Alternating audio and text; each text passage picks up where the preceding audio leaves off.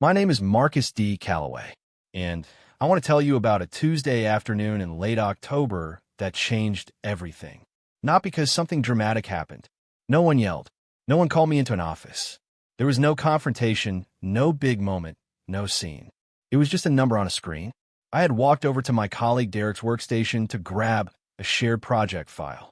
Derek had stepped away to get coffee. His computer was unlocked. That happens sometimes.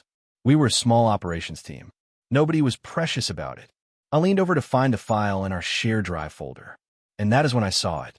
Derek had left a browser tab open. It was our company's internal HR compensation portal. I do not know why he had it open. Maybe he was checking something. Maybe he forgot to close it. It does not matter. What matters is what I saw. The page showed a salary comparison view. It was the kind of internal tool that HR uses to benchmark roles. And right there in two side-by-side columns were two names I knew very well. Derek Hollis, annual base salary, $112,400. Marcus Calloway, annual base salary, $65,200. Same job title, senior operations analyst. Same department, same floor, same reporting line, same company, same everything, except for $47,200 a year. I stood there for maybe 4 seconds, maybe 5. I did not move. I did not make a sound. I felt something shift inside me. Not rage, not shock exactly. Something quieter than that. Something that felt like a door closing on a room I had been living in for 11 years without knowing the walls were closing in. If this is your first time here, hit subscribe to join our community. I share real workplace stories every day for anyone who believes quiet competence should always be respected. I found a file I came for. I closed Derek's browser tab. I straightened up and walked back to my desk. When Derek came back with his coffee a few minutes later, I smiled at him and asked if the vendor report numbers looked right to him. He said he thought so. I nodded and turned back to my screen. I am not an angry man by nature. I never have been. I was raised to believe that if you did good work, kept your head down, and stayed loyal, the people above you would eventually see it and reward it. That is what I believed for most of my adult life. And I had never had a reason to seriously question it. Not a real reason. A feeling here and there, sure. A moment of wondering why someone else got recognized and I did not. But feelings are not proof. And without proof, I always found a way to explain away. Now I had proof. Not a rumor. Not a whisper from someone in the break room. Not a guess based on someone's lifestyle. An actual number in an actual HR system with my actual name sitting right next to it. I sat at my desk for the rest of that afternoon, and I worked. I answered emails. I finished a routing analysis that was due by end of day. I joined a 3 o'clock call and gave my input when asked. I did everything I was supposed to do, but something was different now. Something had changed in a way I could not undo, even if I wanted to. That night, I sat at our kitchen table after Sandra went to bed. The house was quiet. The kids were in their rooms. I opened the notes app on my phone, and I started a new document. I did not know exactly what I was going to do yet, but I knew I needed to start writing things down. Details, dates, numbers, everything I could remember. At the top of the page, I typed one line. $47,200 a year.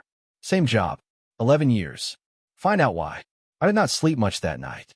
But I was not angry, not the way people expect you to be when something like this happens. I was something else entirely. I was clear. For the first time in a very long time, I saw exactly where I was standing. And I finally understood that no one was going to move me to a better place unless I moved myself. That was the night everything started. I joined Veridian Systems 11 years ago at the age of 36.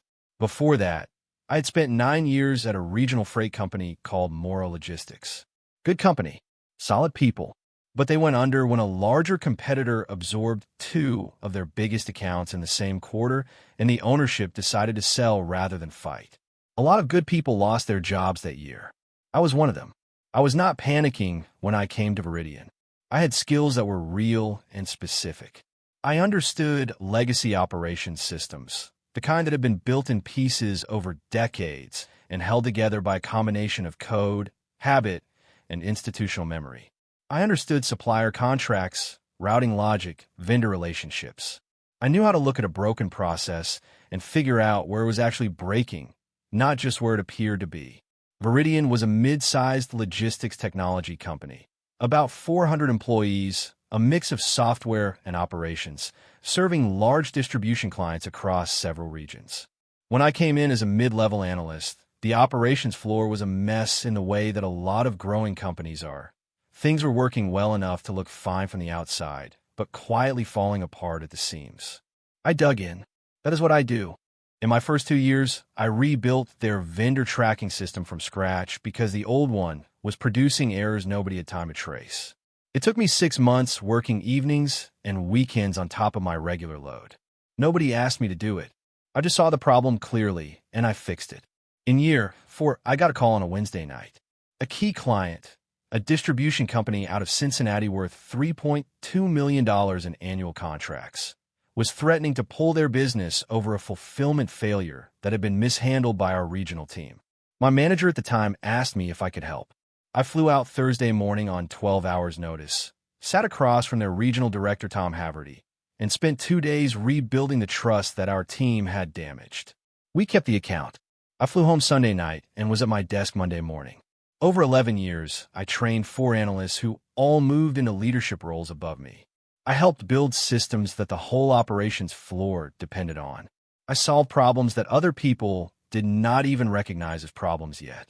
And every year, at review time, my manager Pamela Voss would sit across from me and tell me I was highly valued. She would say my time was coming. She would say the company appreciated my steadiness. I received small raises, 2% here, 3% there. Enough to feel like forward motion, not enough to reflect what I was actually contributing. I believed her. I believed all of it. I have a wife, Sandra, who works in school administration. We have 2 kids. Our daughter Maya is in her 2nd year of college, and our son Darius is finishing high school. We have a mortgage. We have tuition payments. We build our financial life around what I was earning because I was told year after year that I was earning what I was worth. I was not a man who chased titles or spotlight. I was a man who wanted to do good work and be paid fairly for it. That seemed like a reasonable thing to want. What I did not understand for 11 years, what I could not see without that number on Derek's screen, was that the company had quietly made a decision about what kind of person I was. And the decision they made was that I was the kind of person who would stay no matter what. The kind of person who did not need to be won over because he was already convinced. They were right. Until the night I opened that notebook. I want to be clear about something before I talk about Derek Hollis. I never hated him. I know that might be hard to believe, but it is the truth. Derek was not a bad person. He was not sitting at his desk plotting against me or trying to make my life harder. He was just a man who fit a certain picture that the company had decided it wanted to reward. And he was smart enough, or lucky enough, to know how to stay inside that picture. Derek came to Veridian 3 years ago. He was 31 at the time. He had an MBA from a well-regarded school, a confident handshake, and a way of speaking in meetings that made everything sound more strategic than it actually was. He could take a simple operational update and frame it in language that made executives feel like they were hearing something visionary. I noticed that early. I did not resent it. It is a skill in its own way. What I did notice, and what I could not stop noticing once I started paying closer attention, was how Derek had come into the company. Pamela Voss had hired him directly. She had connections at his previous employer through a mentor of hers who had worked there years earlier. Derek was not a random hire who rose through the ranks. He came in with a relationship already in place, and that relationship opened doors that had nothing to do with his output. He got invited to leadership dinners I never heard about until after they happened. He got copied on executive emails about strategic planning while I was still being asked to clean up the data those plans were based on. He was in the room when decisions were made. I was in a different room, making sure the decisions were actually executable. I told myself it did not matter. Results are results. The work speaks for itself. Then came the quarterly operations review in February of last year. I had built the entire data model for that review. Weeks of work, pulling numbers from 3 different systems, reconciling inconsistencies, building a presentation layer that made the findings clear and actionable. I handed it off to Derek the night before because he was presenting to the VP of operations and he needed time to review it. He walked into that room and presented my work like it was his own. And the VP of operations, a man named Gerald Fitch who barely knew my name, told Derek it was one of the clearest operational analyses he had seen all year. I was not in the room. I heard about it from a colleague afterward. Then there was the weekend in March. A routing error surfaced on a Friday evening that was going to cost us a key account if it was not fixed before Monday morning. I got a call. I spent 14 hours across Saturday and Sunday tracing the error through the system, finding the source, and correcting it without disrupting active shipments. Monday morning, Pamela sent a team-wide email thanking Derek for his team's quick response to the weekend issue. My name was not in that email. Not once. I remember reading it at my desk and just sitting with it for a moment. I did not respond. I did not reply all to correct the record. I just closed the email and kept working. That is who I was back then. A man who kept working. What I hated was not Derek. What I hated was the rule nobody wrote down. The one that said proximity to power counted more than doing the actual work. Derek understood that rule instinctively. And for 11 years, I had been playing a game I did not even know had different rules for different people. 2 weeks after I saw that number on Derek's screen, I requested a formal compensation review meeting with HR. I did not go in hot. I did not go in with accusations. I spent those 2 weeks thinking carefully about how to approach it, because I knew that how I walked into that room would determine everything about what happened next. I prepared a single page. One page, printed cleanly, no extra formatting. It listed 3 things: my tenure at Veridian, my key contributions with specific outcomes, and a simple statement that I believed my current compensation did not reflect my value to the company, and I was requesting a review. The 3 contributions I listed were specific. The vendor tracking system rebuild, with a note that the system currently processed over $40 million in annual vendor activity. The Cincinnati client retention, with a $3.2 million contract value noted. A third item, a process efficiency improvement I had designed 2 years prior that cut our average fulfillment error rate by 18% across the board. I had the internal report number to back it up. I did not mention Derek. I did not mention the open screen. I did not mention the $47,200 gap. I had no intention of revealing how I knew what I knew. I simply made my case on the merits, the way I believed a professional should. The HR business partner assigned to our division was a woman named Cheryl Boone. Mid-40s, always well put together, the kind of person who smiled warmly at you while saying nothing of substance. I had interacted with her maybe 4 or 5 times over the years. Onboarding paperwork, a benefits question once, a team restructure notification. She was pleasant. She was also, I realized sitting across from her that day, very good at her job in a specific way, not at solving problems, but at managing the people who brought them. The meeting was in a small conference room on the 4th floor. She had a notepad. I had my one printed page. I walked her through my case calmly. I spoke for maybe 10 minutes. I handed her the page. She looked at it, nodded several times, asked 2 clarifying questions about the dates on my contributions, and then told me she would need to look into the current salary band structure for my role and consult with Pamela before she could give me any concrete response. I said that was fine. I said I appreciated her time. I meant both of those things. And then, in the last 4 minutes of that 22-minute meeting, something happened that I have thought about almost every day since. Cheryl set down her pen. She folded her hands on the table. She looked at me with an expression I can only describe as careful, like she was choosing her words in a way that sounded kind but was designed to close a door. And she said, "Marcus, honestly, given the current budget environment, I think a lot of people in your position would just be grateful to have the stability you have here." Grateful. That was the word she used. I looked at her for a moment. I did not raise my voice. I did not challenge her. I just let the words sit in the air between us for a second, the way you might look at something that has just broken and cannot be unbroken. Then I thanked her for her time. I shook her hand. I picked up my folder and I walked out. I rode the elevator back down to the operations floor. I sat at my desk. I opened the notes document on my personal phone, the one I had started the night I saw Derek's salary, and I typed one new line at the top. She said I should be grateful. I put the phone in my pocket. I took a slow breath, and something settled inside me that had been unsettled for a long time.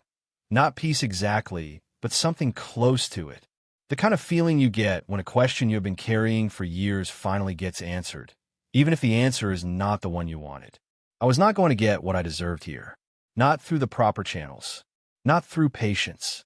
Not through loyalty. Not through any of the things I had been offering this company for 11 years. That was not bitterness talking. That was just the truth, finally standing still long enough for me to see it clearly. The exit planning started that same afternoon. I want to be honest about something. The 6 weeks after that HR meeting were some of the hardest of my professional life. Not because I was falling apart, but because I had to hold two completely different versions of myself together at the same time, and I had to make sure nobody at Veridian could see the seam between them. On the surface, I was the same Marcus Calloway I had always been. I came in on time. I answered my emails. I finished my reports. I showed up to every meeting and gave my full attention. When problems came to me, I solved them. When colleagues needed help, I helped them. I did not let my standards slip by a single degree, not because I owed Veridian that, but because I owed it to myself. I had spent 11 years building a reputation for reliability. I was not going to damage that on my way out the door. But underneath that surface, I was moving. The first thing I did was update my resume. I had not touched it in 9 years. Sitting down to write, it was a strange experience, almost painful in a quiet way. When I started listing my contributions, I realized how much I had done and how little credit I had been given for any of it. The vendor tracking system, the Cincinnati account, the fulfillment error reduction, project after project, year after year. On paper, I looked like exactly the kind of person a serious company would fight to keep. Veridian had never once fought to keep me. I reached out to 3 former colleagues who had moved on to other firms in the logistics and operations space. I kept it casual at first, just reconnecting, checking in, the kind of thing professionals do. But I was also listening carefully for what was open, what was moving, where the opportunities were. Then I reached out to 2 clients I had built real relationships with over the years. The first was Raymond Cho, the operations director at Pacific Freight Solutions. Raymond and I had worked closely together on a complex integration project about 4 years back. He was sharp, no nonsense, and the kind of man who remembered who actually did the work. I sent him a short message saying I was exploring some new directions professionally and wanted to reconnect. He responded within 2 hours and suggested call. The second was Linda Okafor at Tri-State Logistics, a regional distribution company we had brought on as a client during my 3rd year of Veridian. Linda had always dealt with me directly. She trusted my read on operational problems. I reached out in the same way, casual, professional, no pressure. I was not recruiting them. I was not making promises I had no right to make. I was simply reminding people who valued me that I existed. But the most important thing I did during those 6 weeks was something nobody could see from the outside. I started mapping everything that ran through me. I opened a private document, and I began listing carefully and honestly every system, every process, every client relationship, and every piece of institutional knowledge that existed primarily because of me. Not to be arrogant about it, just to see it clearly. What I found was sobering. The vendor tracking system I had rebuilt was not properly documented anywhere outside of my own working files. Anyone trying to maintain it, without me, would be starting nearly from scratch. The routing logic I had built for 3 of our largest distribution contracts lived inside a system architecture I had designed, and the decisions behind that architecture existed mostly in my head. The Cincinnati relationship with Tom Haverty at Pacific Freight was personal. Tom trusted me. He had told me more than once that I was his point of contact, not the company in general.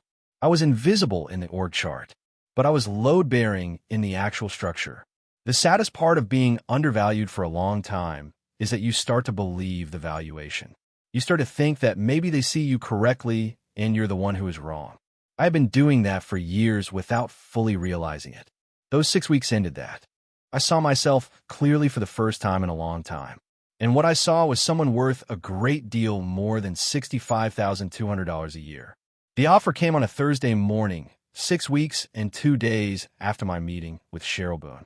It came through James Whitfield, a former colleague I had reconnected with who was now heading up talent acquisition at Arcline Logistics Group. Arcline was a serious company, larger than Veridian, better capitalized, with a growing national footprint in operations integration. James had passed my name to their VP of operations after I reached out to him. They had looked at my background, done 2 rounds of phone interviews over the previous 3 weeks, and made a decision. The role was Director of Operations Integration, one full title above where I had been sitting for 11 years. The base salary was $127,500, with a structured performance bonus that could bring total compensation to just over $150,000 in a strong year. I read the offer letter 3 times sitting in my car in a parking garage during my lunch break. I did not want to read it at my desk. I did not want anyone to see my face while I was reading it. I'm not a man who cries easily, but I will tell you that sitting in that car, reading that letter, I felt something move through me that I had not felt in a very long time. It was not excitement, exactly. It was more like relief mixed with grief, relief that someone had finally looked at my record and said yes, and grief for all the years I'd spent waiting for the people at Veridian to do the same thing. That evening I sat down with Sandra at the kitchen table, and I showed her the letter. She read it slowly. Then she looked up at me. Her eyes were wet. She did not say much. She just reached across the table and put her hand over mine and held it there for a moment. That was enough. The following Thursday morning, I walked into Pamela Voss's office, and I handed her a single printed page. My resignation letter. 2 weeks' notice, effective immediately, professional and clean. Pamela looked at the page. Then she looked at me. I had worked under this woman for 7 of my 11 years at Veridian. I had watched her praise people who did not earn it and overlook people who did. I had listened to her tell me my time was coming more times than I could count. Her face changed in a way I had never seen before. The composure she always carried, that smooth, managed professionalism, it cracked just slightly. She asked me if I had another offer. I said yes. She asked if there was anything they could do. I thought about Cheryl Boone. I thought about that conference room on the 4th floor. I thought about the word grateful and the way it had landed like a closed door. I said, I went through HR 2 months ago and asked about my compensation. I was told I should be grateful for my stability. I did not say it with anger. I said it the way you state a fact, plainly, without decoration. Pamela had no answer for that. She nodded slowly and said she understood. I finished my 2 weeks the way I had spent 11 years, professionally, completely, without cutting corners. I documented what needed to be documented for the transition. I briefed the team on active projects. I was thorough and I was fair. But the deeper things, the system logic, the architecture in my head, the client relationships built on personal trust, those did not transfer. They never do. You cannot write 11 years of institutional knowledge into a handoff document. You cannot tell someone how to be Tom Haverty's trusted point of contact. That either exists or does not. When I walked out of Veridian's building for the last time on a Friday afternoon in early spring, I did not look back. I had already been looking forward for 6 weeks. My first 6 weeks at Arcline were the best 6 weeks I had experienced in a professional setting in longer than I could clearly remember. Not because everything was perfect. Any new role has a learning curve, and I was not too proud to acknowledge that. There were systems to understand, people to get to know, processes that worked differently than what I was used to. But the difference, the thing that hit me almost immediately, was how I was treated in that building. When I spoke in a meeting, people listened. Not politely. Not the way people listen when they are waiting for you to finish so they can move on. They actually listened, wrote things down, asked follow-up questions. My director, a steady and direct man named Paul Osei, told me in my 3rd week that my operational instincts were exactly what the integration team had been missing. He said it simply, without fanfare, like it was just an obvious observation. I went home that evening and sat with that for a while.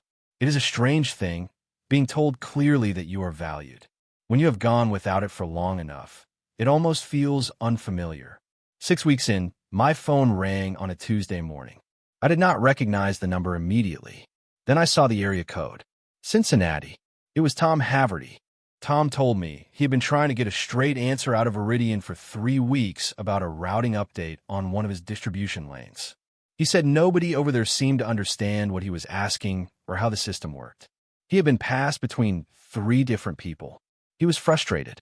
He said, and I remember this clearly, he said, "Marcus, I don't know who they've got over there handling this now, but I'm not getting anywhere." He was not asking me to solve it for him. He was not trying to pull me into something inappropriate. He just wanted to talk through it with someone who understood the system. I listened. I asked a few questions.